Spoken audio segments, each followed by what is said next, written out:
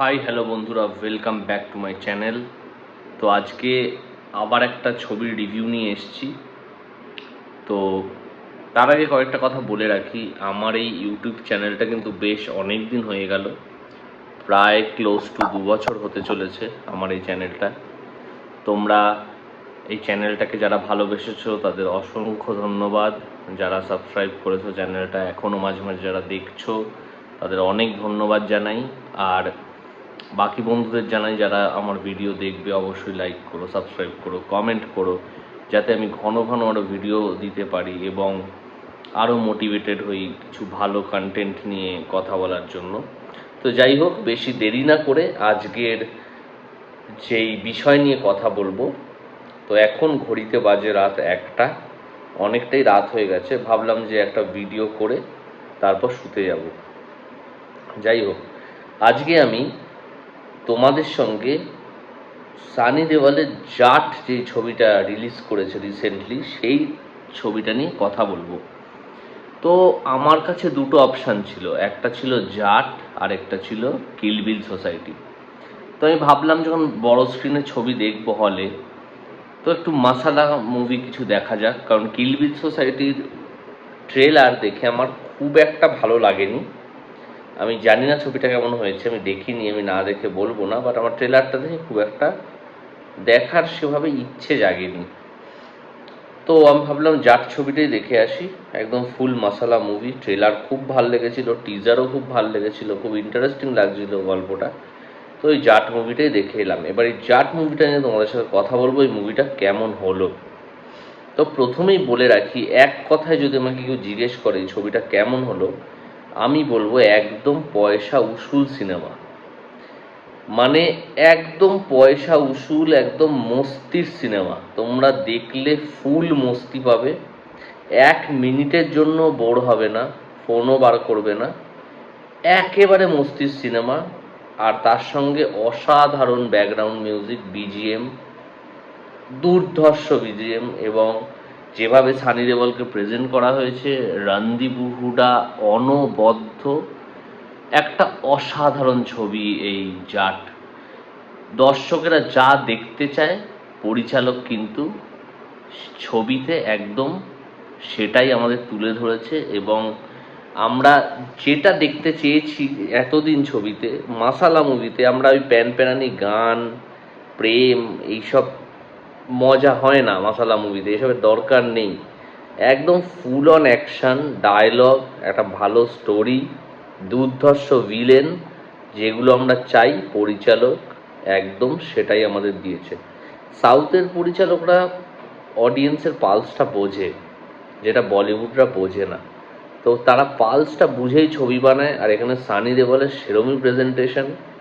আর প্রথমেই Randeep হুডার introduction scene, ভিলেনকে খুব সুন্দরভাবে বিল্ড আপ দিয়ে একটা ইন্ট্রোডাকশন দেওয়া হয়েছে, জাস্ট মাইন্ড ব্লোয়িং। মানে প্রথম 15-20 মিনিটেই কিন্তু তোমাদের পয়সা উসুল হয়ে যাবে। প্রথম 15-20 মিনিটই অনবদ্য। যেভাবে ভিলেনের ইন্ট্রোডাকশন দেওয়া হচ্ছে এই ছবিতে, ভিলেন শ্রীলঙ্কা থেকে ইন্ডিয়ায় ঢুকছে। মানে অল্প করে স্টোরিটা বলে রাখি, রণদীপ হুডা সোনার বিস্কুট চুরি করে নিয়ে, আমি পুরোটা বলবো না, স্পয়লার হয়ে যাবে। সোনার বিস্কুট চুরি করে নিয়ে শ্রীলঙ্কা থেকে ইন্ডিয়াতে ঢুকে কিছু পুলিশকে সেই সোনার বিস্কুট ঘুষ দিয়ে ইন্ডিয়ান সিটিজেন হয়ে যায়, এবং অন্ধ্রপ্রদেশের গ্রামে উনি তার ক্রিমিনাল অ্যাক্টিভিটিস শুরু করে এবং একটা সে রাজত্ব তৈরি করে, যেখানে শুধু তারই হুকুম চলে এবং সে যা ইচ্ছা সেই গ্রামগুলোতে করে। প্রায় 26টা থেকে 30টা গ্রাম তার আন্ডারে থাকে এবং সেখানে নানান রকম অত্যাচার তিনি করেন। তারপর এই জায়গায় সানি দেওয়াল কিভাবে আসছে, কেন আসছে, এবং সানি দেওয়াল কে, এটা নিয়েই ছবি। এই ছবিতে সবচেয়ে গুরুত্বপূর্ণ ডায়লগ সরি বল। এই সরি বলটা কিন্তু তুমি সিনেমা থেকে বেরিয়েও তোমার বলতে ইচ্ছা করবে সরি বল। তো অনবদ্য সিনেমা হয়েছে জাট, সবাইকে হাইলি রেকমেন্ড করব। অবশ্যই মুভি হলে গিয়ে, তোমাদের নিকটবর্তী সিনেমা হলে গিয়ে জাট ছবিটা দেখো। এরকম ছবি সত্যি হলে দেখার মতো ছবি। মানে এই ছবি তুমি যদি ওটিটিতে দেখো বা ফোনে দেখো, এই ছবির এফেক্ট পাবে না। এই ছবির যে দুর্ধর্ষ অ্যাকশন, সবার এত সুন্দর পারফরমেন্স, প্রত্যেকের বিনয় কুমার, রণদীপ হুডা, সানি দেওল, যতজন এই ছবিতে অভিনয় করেছে সবার দারুণ পারফরমেন্স। তো এই ছবিটা কিন্তু তোমরা ওটিটিতে বা মোবাইলে দেখে মজা পাবে না। এটার যা এত সুন্দর ব্যাকগ্রাউন্ড মিউজিক, এত ভালো প্রেজেন্টেশন, এই ছবিটা must watch in movie theatre হল। তোমরা যদি 600-700 টাকার টিকিট কেটেও এই ছবিটা দেখো তাহলেও কিন্তু এই ছবিটা পয়সা উসুল।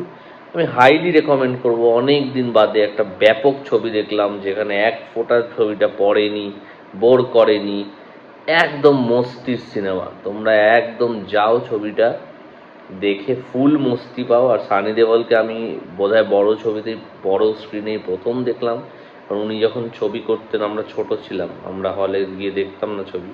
তো যাই হোক, সানি দেওয়ালকে দারুণ লাগলো হলে গিয়ে। এই বয়সেও এত সুন্দর দেখতে লাগছে ওনাকে, দারুণ, এবং দারুণ অ্যাকশন করেছে।